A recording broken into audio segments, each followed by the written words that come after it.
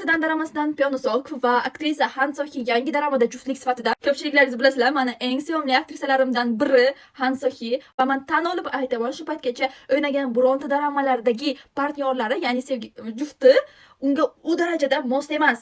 Song Kang bilan ham, Park Seo Joon bilan ham hech kim bilan. To'g'ri, aktrisa, aktyorlar rol o'ynashgan gap yo'q, ammo baribir deydi-yu, yuragimdagi parchka bo'la olmagandi hali birontasi ham. Xullas, mavzudan chetlashmaymiz. Bu gal uni Pyonosok bilan daramada ko'rishga juda ham qiziqyapman. Balki men xohlagan juftlik aynan shu daramada bo'lar.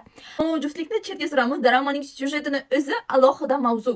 Daramaning taxminiy nomi Darajani ko'tarish bo'lib va bu syujet haqida manhva webtoon va anime ham suratga olingan ekan. Rostisi o'qimagan hamman, ko'rmaganman ham, lekin juda ham qiziq bo'lyapti. Nima bo'lishi? Oralaringizda ko'rgan yoki o'qiganlar bo'lsa, fikrlaringiz bilan izohlarda bemalol bo'lishing. O'qib juda ham xursand bo'lar edim. Mana eshitishim bo'yicha, u yerda ovchilar va aynan Pyonosok juda ham past darajadagi ovchi bo'ladi va keyinchalik u mag'lub bo'lib, o'lim yoqasida bo'lganda uning darajasi bir daraja ko'tariladi va shu bilan u juda ham kuchli bo'lib ketadi. Menimcha shunaqa. Ammo baribir ulgursam animesini yoki-da webtoonini o'qishni xohlagan bo'lar edim. Xullas kalom, daramaning premyerasi hali aniq emas, ammo ular haligacha suratga olinyapti, adashmasam. Juda ham kutib qolardim 2026-yilda ko'rishni.